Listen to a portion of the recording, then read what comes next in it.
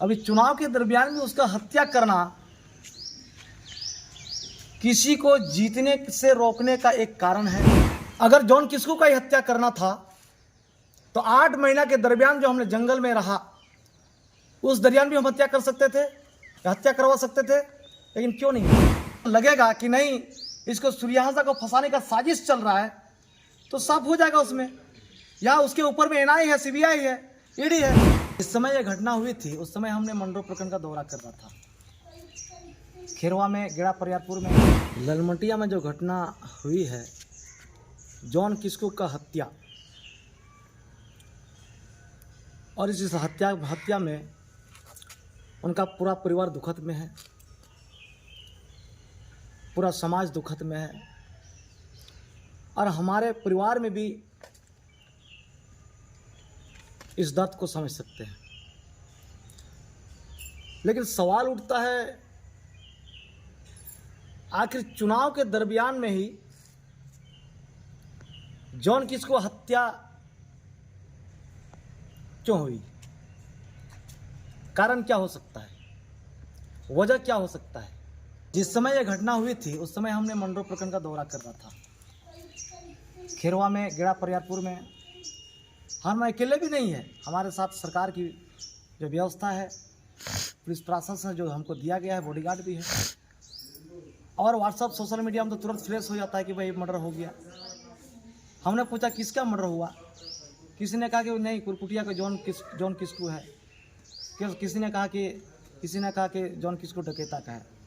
हमको दूसरा दिन पता चला कि सही में जॉन किस्कू का मर्डर हुआ है, हत्या हुआ है। लेकिन इसमें होता क्या है कि बहुत बड़ा राजनीतिक षड्यंत्र। अभी चुनाव के दरमियान में उसका हत्या करना किसी को जीतने से रोकने का एक कारण है, यह हम कह रहे हैं। और इसी दरमियान में ही आखिर क्यों हमको लगता है कि षड्यंत्र राजनीतिक दल, चाहे तो पूर्व विधायक लोबिन हेम्ब्रम जी का हाथ हो सकता है, चाहे तो मगरमच्छ के तरह पानी के अंदर खेलता तालामहड़ी हो सकता है, चाहे तो पत्थर माफिया पंकज मिश्रा हो सकता है। यह जांच का विषय है, एक उच्च स्तरीय जांच का विषय है। दूध और पानी का पानी हो ही जाएगा। जनता को अगर लगेगा कि नहीं इसको सूर्यहासा को फंसाने का साजिश चल रहा है तो साफ हो जाएगा उसमें, या उसके ऊपर में एनआई है, सीबीआई है, ईडी है। आज तो जिस प्रकार से पत्थरों का जांच चल रहा है,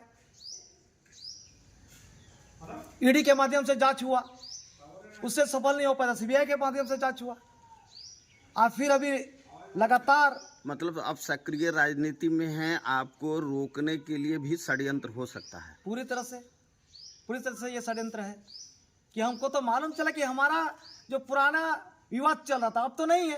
अगर हुआ रहता, अगर जॉन किस्कू का हत्या होता तो हम 8 महीना का जो थे बाहर में, 8 महीना जब जंगल में, तो वहाँ उस समय भी हुआ हो सकता था ना।